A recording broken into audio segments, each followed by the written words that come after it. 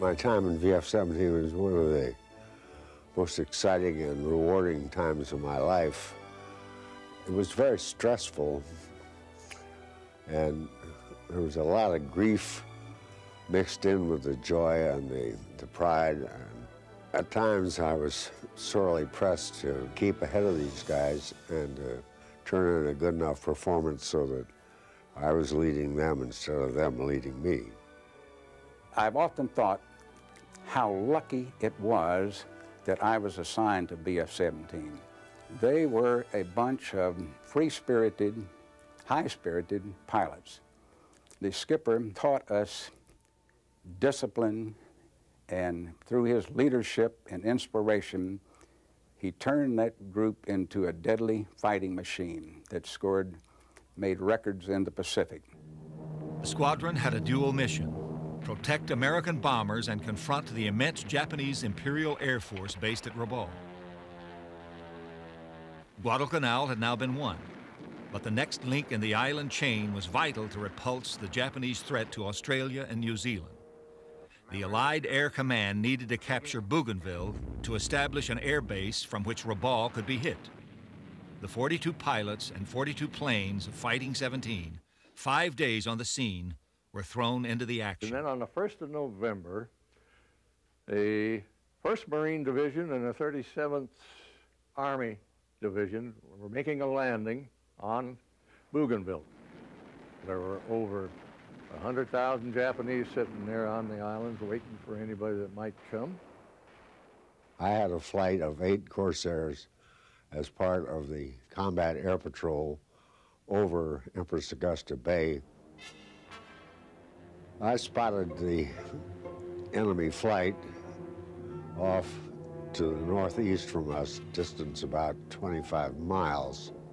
I swung out west to get up sun from them, and as I got closer, I saw that red meatball on the wings of one of those babies, and I said, by God, this is it. We're here. Now we can get a little revenge for what these guys have been doing to our shipmates.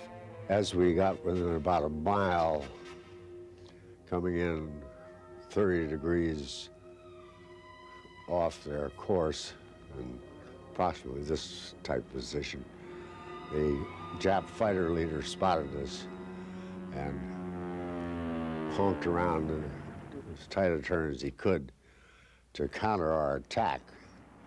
And I fired at him, and as far as I could tell, I didn't hit him. Now, I opened fire using the point of aim, the intersection of the wing root and the fuselage of this Jap plane. When his wingspan filled 50 mils in my gun sight, I pressed that trigger maybe 2 seconds, and whoosh, he went up in a ball of fire. I was up with Raj and his 4, and then Paul Cordray was supposed to have his 4, but only 2 of us were there. I mean, 1 besides Paul, and that was me. So instead of having 8, we had 6.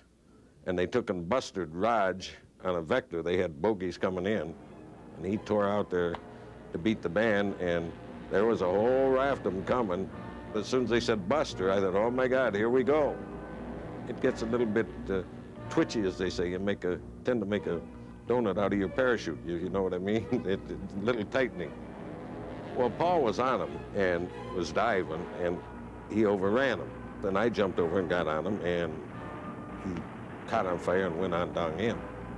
I turned and went back into the mad scramble of airplanes and picked up a 0 and bored in on him to point-blank range. When he blew up, I was close enough that I got gasoline and hydraulic fluid on my windshield of my airplane. When I got that first flamer, the sensation was almost identical with the first piece of ass.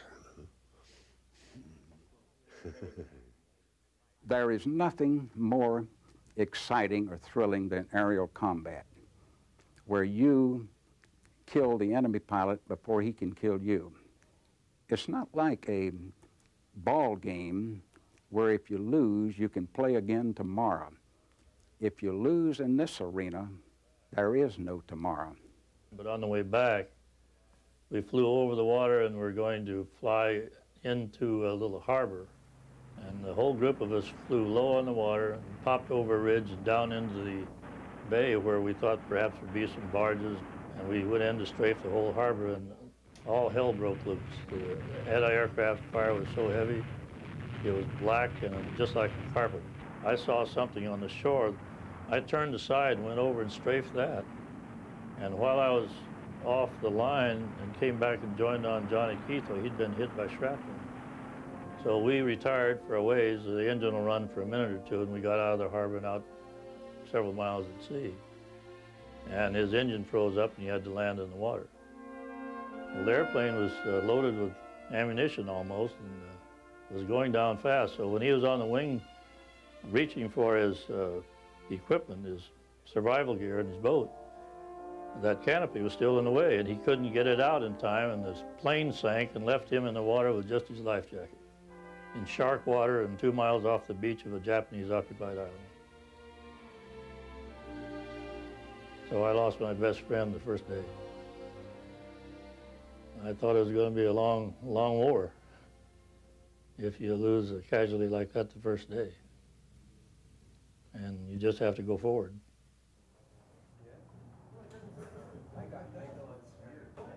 10 months earlier, the young pilots who would go forward met for the first time at Norfolk, Virginia. They were assembled by their new skipper, Tom Blackburn. 2 tasks faced Blackburn and his executive officer, Roger Hedrick: to find men with an instinct for fighting and train them endlessly to fly off carriers. We were trying to meld a team of rugged individuals where we had a team that instinctively would react to enemy, certain conditions, positions even in aerial combat, so that each member of this team knew that he could count on the other one, knew what to expect of the other one. The squadron trained at Norfolk for 3 months before moving to Manteo, North Carolina for gunnery practice. They had already developed a distinctive personality enhanced by their skull and crossbones insignia. Now they met their plane and fell in love with it. This was a new chance-bought Corsair, and we were all greatly impressed and thrilled with the fact that here we were flying something much faster than anything we'd been in prior to that time. And being an old firefighter myself, I knew that speed was the #1 thing I wanted in anything that I was going into combat with. In a final approach to an aircraft carrier landing, it was really difficult to see the landing signal officer. And that big snout led us to start affectionately referring to it as a hog, and of course the leader was a big hog. Blackburn stressed discipline in the air. He wanted teamwork and knew exactly what it took. He was a tough taskmaster, yet he possessed a tolerance of the idiosyncrasies of his men, and the reputation of Blackburn's irregulars grew. My hometown of Beaufort, North Carolina, is right on the ocean, about 100 miles south of Manteo. So I went buzzing down along the coast at low altitude, came in through the Beaufort Channel, heading across the bay right towards the front porch of my home, which was on the waterfront there. Flew right over the top of the house as low and as fast as I could go, then down the front street of the town, right over the top of the buildings. My father came out of the building. I was wiggling my wings, and he was waving. I went back. My mother was in the front yard. I made a simulated, modified dive bombing run on her and had her running for the front porch. And we did get a reputation for being a pretty rowdy bunch, I'm afraid. I suppose I was kind of soft-hearted or soft-headed with my guys.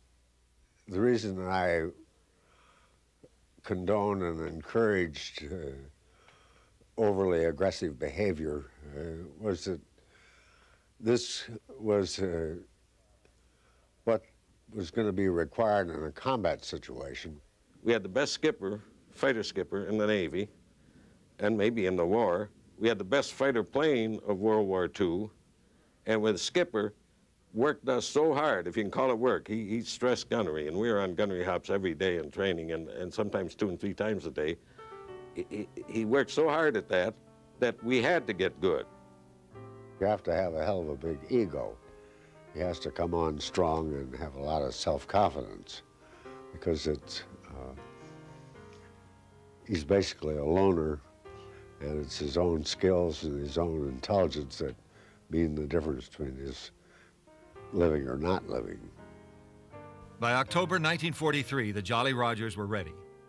Based at Onondaga, New Georgia, with 10 days of combat behind them, the squadron awaited their next challenge.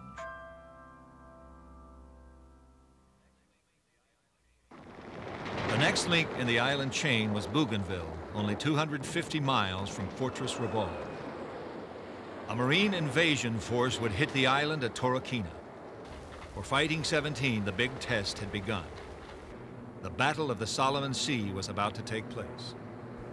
On the 9th of November, my Air Combat Intelligence Officer, Duke Henning, and I were summoned to the Fighter Command at Munda.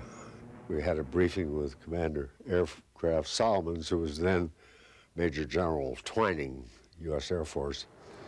The Japanese were assembling a strong surface force at Rabaul, and it was a very grave threat to the landing force at Torquay. Rabaul being out of the range of our bases at Onondaga at the time, none of our planes could get to Rabaul and get back home. So a task force was sent in. Operating off the carriers Essex and Bunker Hill, the squadron's mission was to provide cover for the carriers while their squadrons escorted bombers to Rabaul. We flew out early morning darkness through rain squalls to rendezvous with a carrier task force of the Bunker Hill, the Essex, and the Independence, and 9 destroyers who were steaming towards the giant base at Rabaul to launch a strike by their air groups on Rabaul. We circled overhead and watched while they launched the strikes from those 3 carriers. We were well aware of the fact that as we landed aboard ship that we were there for one reason, to protect this task force from what was going to be a large raid coming in by the Japanese from Rabaul. And they were going to do everything they could. Here they had apparently an opportunity to get 3 of our carriers, and so we knew that we could expect everything they could throw at us would be coming our way shortly.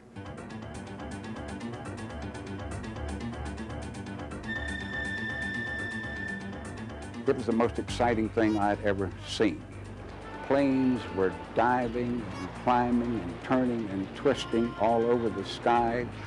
There was tracer bullets and the black puffs of anti-aircraft fire from our ships. Japanese planes were going down in flames and hitting the water in a pool of flames. It was a free-for-all, just a survival of the fittest. The flight control officer on the ship knows who's up there and where, and he would vector us out. They'd pick them up way out, and we're supposed to get them before they get to the carrier, because there was a single fighter coming in. And finally, we see him, we all duck down, and Jim Strike happened to be leading it, and we followed him all the way down the water, and then finally he shot, and the guy blew up. And then we had to climb like heck, because by that time, there's jillions of them coming out, you know, after us. And it got so bad that it was up for grabs, because you didn't have to be vectored. They're already in sight, and we were after them.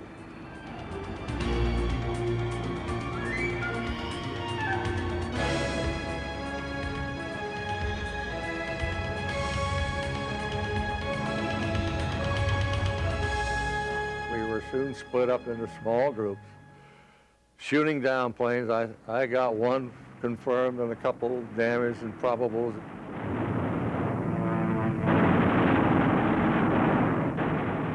I suddenly saw this Kate torpedo bomber making a run towards the Bunker Hill. I went into a high-speed dive approaching from the left rear, and as I approached the plane, I can see the rear seat gunner firing tracer bullets at me. But by that time, my 50 caliber bullets was hitting the Jap plane. It burst into flames, slowly rolled upside down, and went into the water. I was engulfed in a wave of euphoria. I yelled with excitement, sort of a modern version of the famed rebel yell heard at Gettysburg. What I saw was groups of Japanese aircraft emerging from both sides of a huge thunderhead. It consisted of about 40 Jap fighters covering what looked to be 25 to 30 dive bombers. So I set up on the leader of the Japanese fighter flight, feeling if I could knock him down, this would be a maximum disorganization. Unfortunately, he saw me coming early enough, so he dove out, and I got sucked into following him. I couldn't catch him, and he pulled into a cloud, and I leveled out at around 3,000 feet. I'd lost my wingman in the process, and the windshield and canopy were so cold from the altitude that they fogged over just absolutely solid. So I ducked into a cloud to give the glassware a chance to warm up. And once that had happened, I stuck my nose out of the cloud again. A flight of 6 Japanese Tonys who had seen me come out of the cloud. The flight leader was rocking his wings and starting them to a dive for me, mighty close. I was terrified. I expected to be killed any minute. I honked the plane around as tight as I could, got back into the cloud. I really expected that he'd nail me. So I came out of the cloud, and as I did so, I saw 2 Corsairs, and the lead Corsair's guns opened up. I spotted one Jap, Zeke, lone guy trying to get back to Rabaul. And I took after him, and just as I got in the firing position, he was into a big cloud. I chased him into another one. Out he came, chased him back. I thought he was coming out again, and it was a full deflection shot. Plane was coming out, crossing my bow up ahead. And I was squeezing the trigger, and my God, that's a Hog. It was a beautiful shot. 3 bullets through the accessory section, and 3 behind the armor plate, just back of the seat. Lo and behold, who's in this plane and what plane is it? A big Hog, Tommy Blackburn. And old Tommy's giving me this old, hey, you lousy shot, you know. And thank God I was a lousy shot. Finally, my gas gauge told me it was time to head back to base. Shortly, I saw that I was using fuel more rapidly than I should have been. I was afraid that I'd been hit and was leaking fuel. So I decided to change course and head for Treasury Island. I made all my preparations for ditching. I thought, kid, let's don't foul this up because you only get one chance. I was approaching from the northern end, heading south. We didn't know how far the New Zealand troops had pushed north against the Japs. I hit a couple hundred yards off the coast, about midway down the island. I got out of my plane, paddled away, and the plane sank in about 20 seconds, completely underwater. When you ditch a plane, you immediately execute that most famous of all military maneuvers known as, let's get the hell out of here. And that's exactly what I did. I got in my raft, and I saw a ragged-looking fella come out of the bushes on the shore line. It was a kind of a rocky coral cliff there. And my heart near about skipped a beat because when I first saw him, I thought it was a Jap. But then I saw it was a white man, and he started semaphoring just with his hands. And he semaphored, help is on the way. Ensign Hill made it back to Ondango. 60 Japanese aircraft weren't so lucky. VF-17 posted 18.5 kills with no losses. The carriers were not damaged. The defeat in the Solomons stunned the Japanese. They withdrew their warships from Rabaul, allowing the United States to build an airstrip on Bougainville.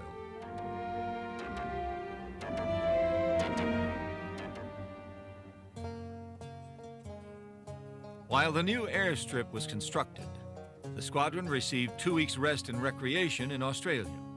The Australians, rescued from the Japanese onslaught, gave the squadron a very warm welcome.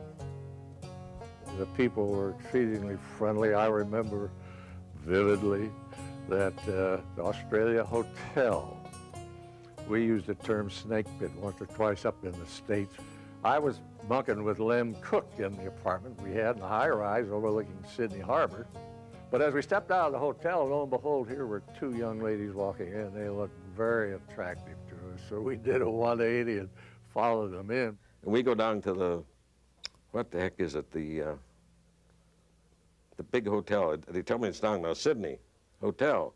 And there'd be 10 or 12 of us in there and drinking beer, and we run them out of beer, and so we said, how about some ale? And they said, yeah, we got ale.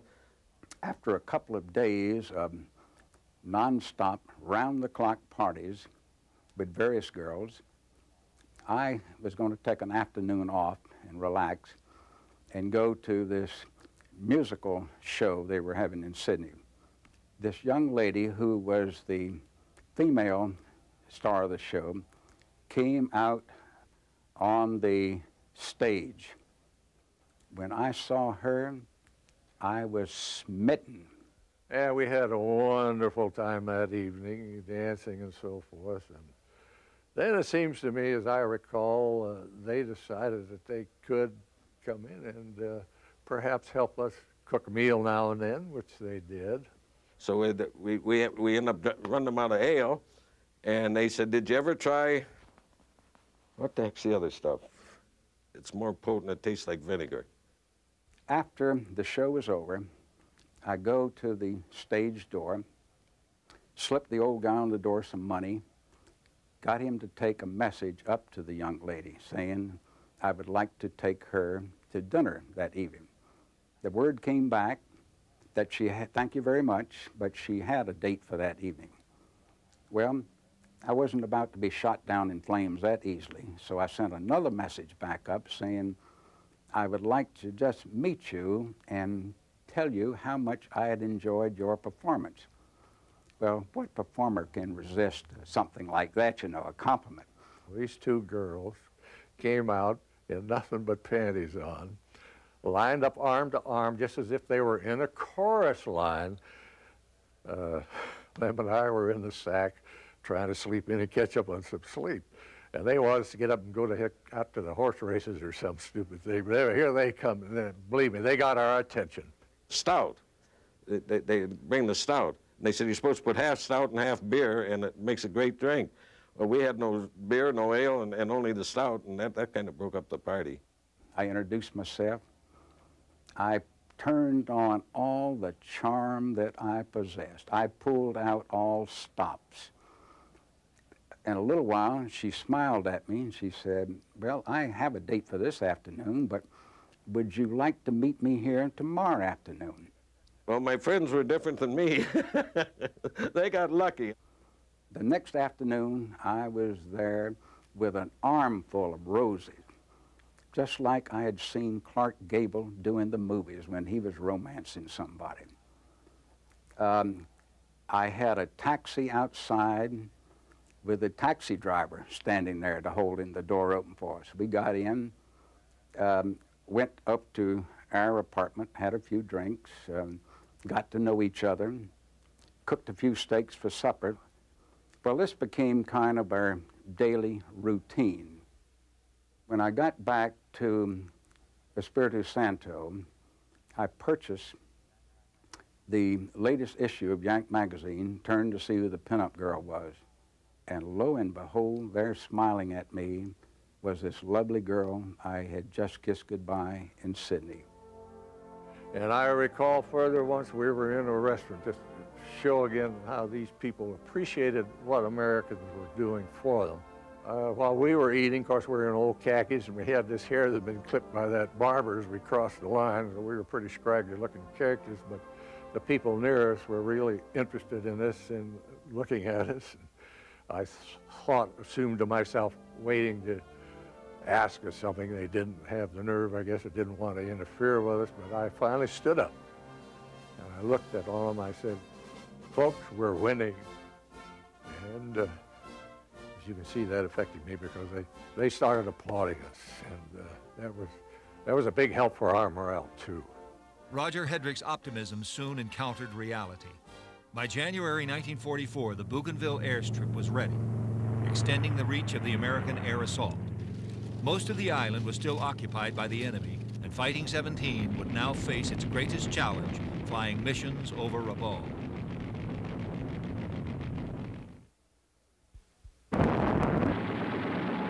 The fighting starting the 26th of January was an entirely different character than we'd had before, and it was a hell of a sight more hazardous. In the previous activities, flying over Empress Augusta Bay and the carriers, we had been the hunters, and when we went into Rabaul, we were the hunted. By the time we took off, it was a 225-mile trip over to Rabaul. En route, the Japanese on the island behind us at Bougainville would radio over to their friends at Rabaul, telling them exactly, I guess, how many planes that were coming. We could see the dust clouds rolling up off of these fields as their planes took off to get up, climb above us. On the first tally-ho of each flight, somebody would see a bandit. Bandits high at 11 o'clock. That's when all your aches and pains disappeared. The oxygen mask would quit cutting into your face, and your fanny, the ache that you had there from sitting on your emergency rations and the can sticking up and jabbing you, you thought of that was gone, wiped completely out of your mind in a flash, and your only thought was, I've got one job to do, and that's to get that guy before he gets me or gets to the bombers. And we'd go up and challenge them with over 100 airplanes every day. We'd get there about 11 o'clock in the morning, as I remember. And there'd be a great big dogfight right up there over the harbor at Rabaul.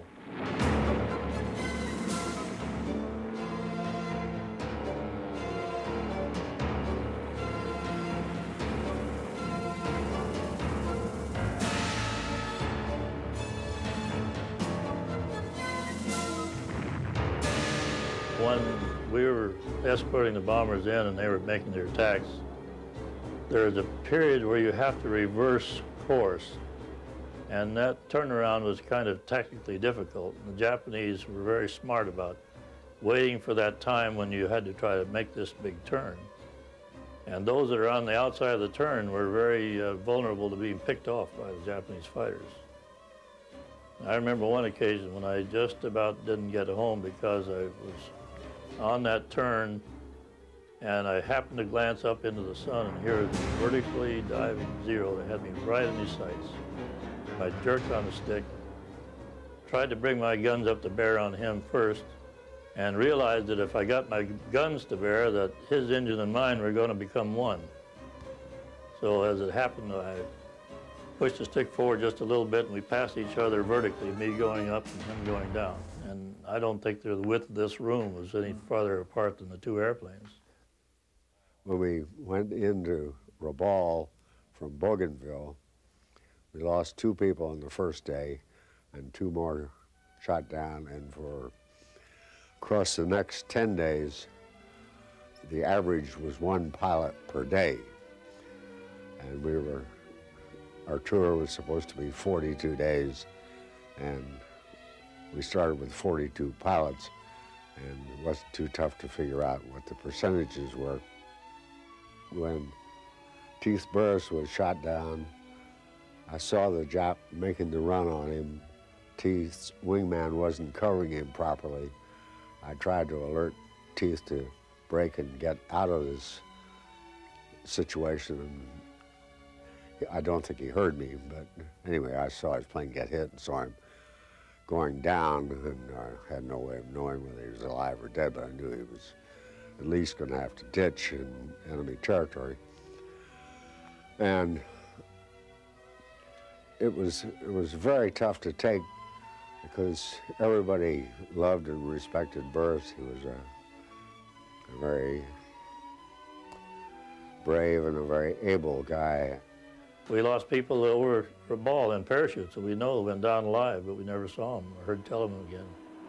we flew an escort mission for SPDs and TBFs over Lacuna Airfield, Rabaul, flying tail-end Charlie and Rogers Division at high cover at about 19,000 feet. We were jumped by 8 Jap fighters. I turned violently to the right to avoid one and nearly ran head-on into another one that just passed right over the top of me.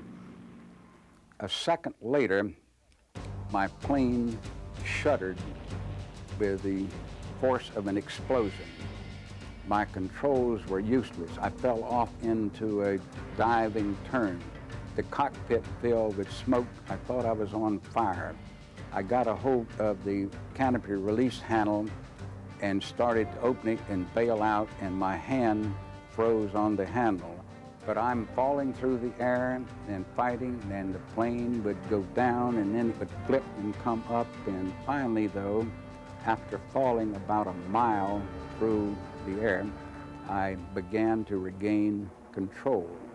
I leveled off at about 3,000 feet so that I would have enough room to bail out if I lost control of the plane. I looked back and I could see the left aileron was shot away, part of the tail was gone, the horizontal stabilizer was flapping in the breeze, and I headed back alone towards Bougainville, about 150 miles away. When I put the flaps down, the nose would start sinking. So I thought I could go over to the bomber strip, which was longer, come in and make a flat, high-speed approach with no flaps and kind of grease it down on the runway. So I'm going along fine just above the runway, but I'm floating along, and I've got to take off a little bit of power. And when I did, the nose dropped, and the last thing I remember, the plane is up like that, and I'm going over on my back. So I went over, the plane went upside down, skidding tail first down the runway at 125 knots and demolished that. They took me to the hospital, sewed up the back of my head with 30-some stitches in my head, and I stayed in the hospital a week. It was a difficult thing to do, to get back up again for the next morning and be ready to go and feel like you're combat ready after having had recent combat experience, having maybe experienced a loss. When they say that you have combat fatigue, it's true. Every person has their own threshold. It's an amazing feeling to be totally relaxed and trying to get to sleep. And I guess your mind is so stirred up, you know, from combat and all, that I just couldn't do it. But I take a few snorts and, hey, I can go to sleep like a baby. So I think that encouraged a lot of us to get to drink more than we would normally. For over a month, the combat went on, day after pulverizing day. It took its toll on minds and men. Late in the afternoon, there had been an erroneous report that a Jap carrier was coming into Rabaul, and the Strike Command and Fighter Command launched everything they could get their hands on. My wingman, Gudenkunst, and I came in at high altitude and did some very effective fighting. But when we came back to Bougainville, we got back, it was dark, and there were a lot of airplanes that had been shot up in this action, and our own strip was closed because of several wrecks being pulled off the runway, so that all the dive bombers and torpedo planes and fighters were trying to land at the bomber strip, and it was utter chaos. I landed without incident, but as I was rolling out, I looked back, or I looked in my mirrors actually, to be sure it was clear behind me so I could turn off, and I saw this fireball at the downwind end of the runway. Gudenkunst was making a regular turning approach into the field, and a Marine Major, Johnson, who had been badly shot up and was wounded, and he's had no hydraulics in his plane and no radio, was making a straight-in approach. They collided right over the end of the strip, and both of them were killed.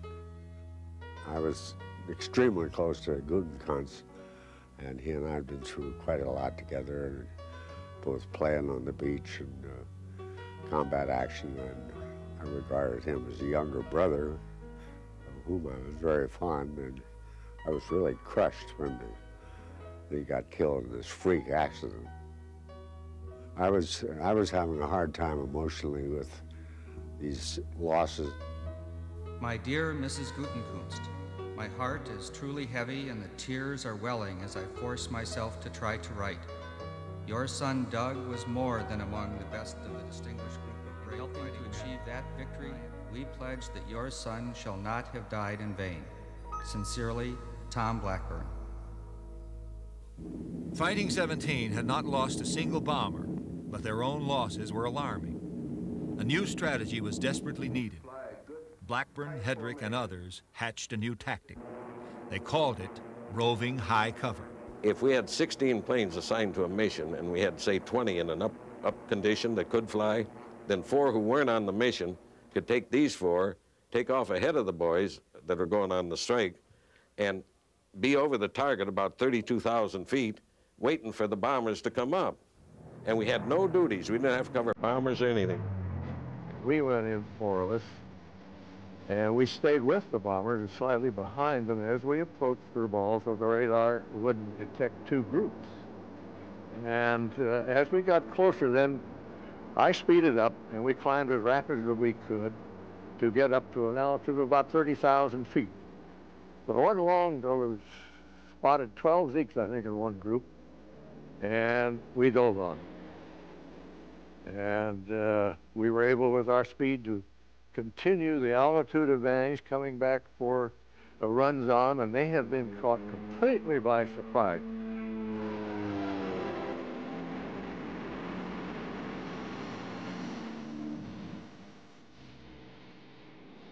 I think I got 3 that day, and the other fellows probably got at least 4 more.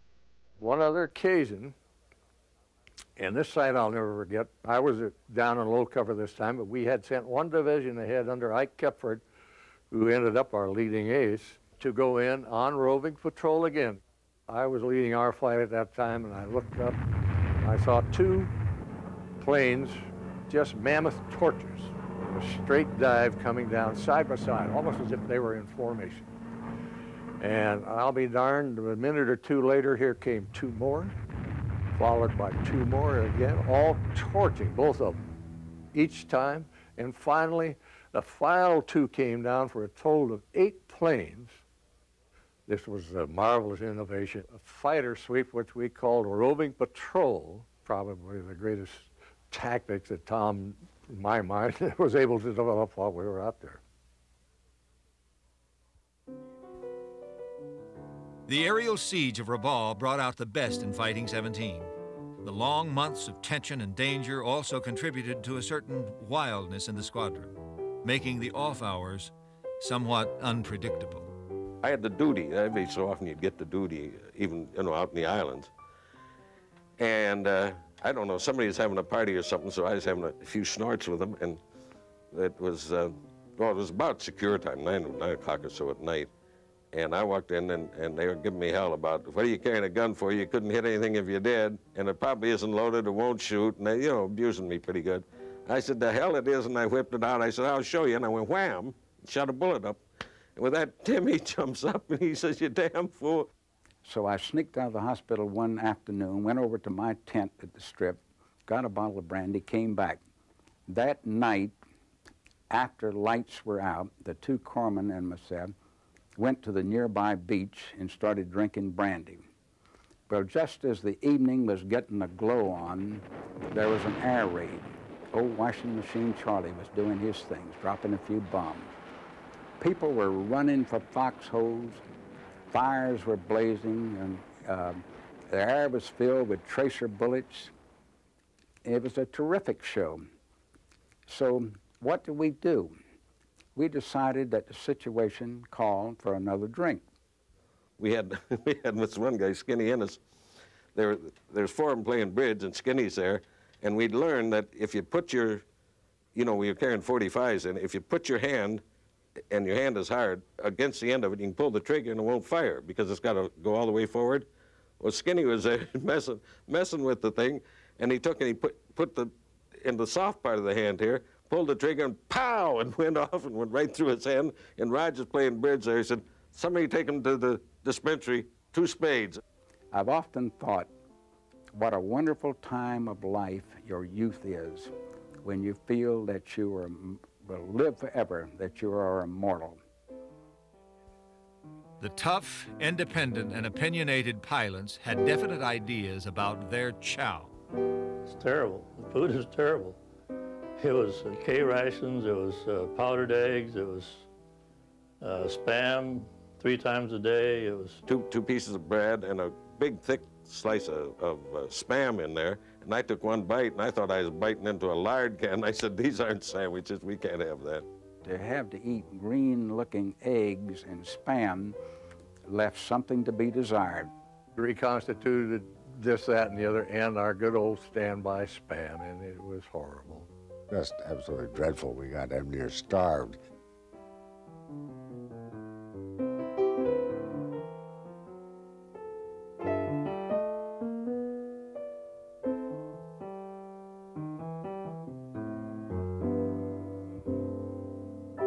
VF-17 was battering the Imperial Air Force into submission. 60 kills in 6 days. One downed enemy pilot wrote in his diary, "Here come the wolves again." He was right. The squadron had developed a very active dislike for its foe. There's one particular fight that I'll never forget over Rabaul. We had a big melee, and I was split up, had no wingman. And normally the Japs would chase us about 20 miles offshore back toward Bougainville, and then they would pull back and go back, and once in a while we could look back and see them give their victory rolls or whatever there. Well, this time I saw one character doing that, and I was so incensed I said, well, I'm not going to let him get away with that. So all by myself, I went back and shagged after him. I pounced him and shot him down, plane burned, and he parachuted out. I came around in a big circle, and here's this fella coming down to shoot, and I thought to myself, well, there's one rascal that isn't going to be back up there shooting at us tomorrow. And so as I approached him, I did squeeze my triggers. However, I was going so dang fast, I didn't realize, of course, he's just in effect standing still. First of all, I damn near ran into his canopy, but I got close enough that I could look at him. And he raised an arm to me, and I did not actually hit him, but I would have if I could have. But it wasn't until about 10 seconds later that 3 of the other fellows, his friends, jumped me. And that was, I think, the really one time that I experienced real terror. Here I had them on both sides behind me, and I had 225 miles to get over water to get home. And they were making runs at me, and I was not doing much dodging because I knew I had to get acceleration, get out far enough ahead of them to get out of range of them. And we did have a slight speed advantage over them. So I kept going, but this couldn't have lasted very long, but to me it seemed like eternity before I got out. And as I usually did following a combat flight, they pulled off and went back and landed low on fuel. I took out the little canteen I had and swallowed that and then lit up a cigarette, and believe me, I never tasted anything better in my life. Toward the latter part of the aerial opposition phase over Rabaul, we tangled into some 30 or 35 mixed Zeros and Hamps, and Bobby was leading the second section, and he and I worked as a team attacking these Japs from opposite sides in succession, and each of us got 4 flamers out of it. The final one I got, this lieutenant whose name I've forgotten, and I were sort of stooging around looking for trouble. And here was a lone Jap apparently had secured for the day and put his feet up on the dashboard and lit up a cigarette because he was flying along at about 125 knots with his canopy open, completely oblivious to what was going on. And I shot it from about 100 yards at him. I'd slowed way down, but I was very close when I shot. And the guy that was flying my wing had metallic chunks from the Japanese airplane bounce off of his wings. He saw the gouges torn by them. Well, we got home, and I was very pleased with the whole operation, which had gone well. We'd knocked down some 10 Japanese airplanes and no damage to any of ours. And I was feeling very up, and I turned to this lieutenant and said, "Boy, wasn't that a great hop?" And he says, "Skipper," he says, "I would like to be detached from Fighting 17 today. I think you people are all crazy." I said, "Okay, go pack your bag, Jack."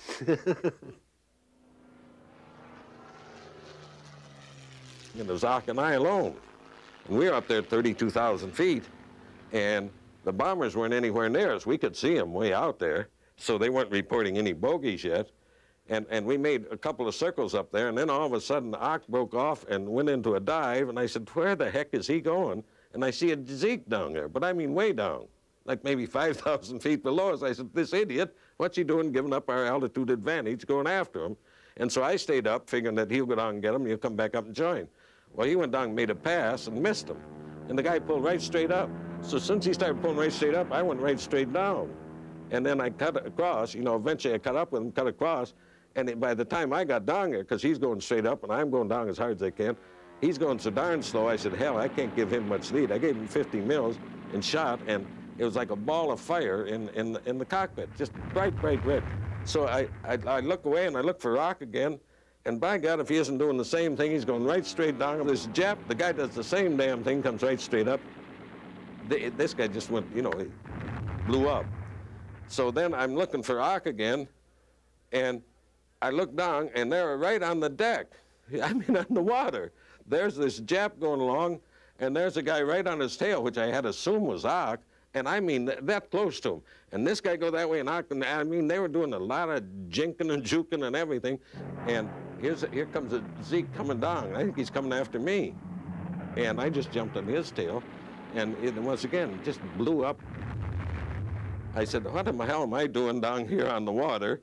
In the harbor outside of Rabaul, their territory, all by myself, because I couldn't see Ock anywhere by this time. Well, in the meantime, I'm coming up from below, and I see this guy, and he's all alone. No, he was doing his moving out when they come out and move back in. And I just really got close to him, and I blasted away, and he just really went to pot, and I pulled back as hard as I could, but I still got stuff hitting me and oil in the windshield and everything else. And he was dead in a doornail. So there was 4 of them. After we got back home, and I was with my folks, and they said, the day you got the 4, we got a call at 2 a.m. in the morning from the Herald American newspaper, and for years I couldn't tell it because I'd break up. But my mother and dad, I guess, were both going for the phone, and mom got there and said, hello. And they said, are you the parents of Dan Cunningham? I thought I had a whip. She started to faint. Dad grabs her, sets her in the chair, and by the time he gets back to the phone, he says, hello, and the guy's screaming, no, no, no, it's good luck, it's good luck, nothing has happened. Mother just assumed, he's gone. The day after Lieutenant Cunningham shot down 4 Zeros, Japanese planes vanished from the skies over Rabaul. It was February 20, 1944. The Jolly Rogers mission was accomplished.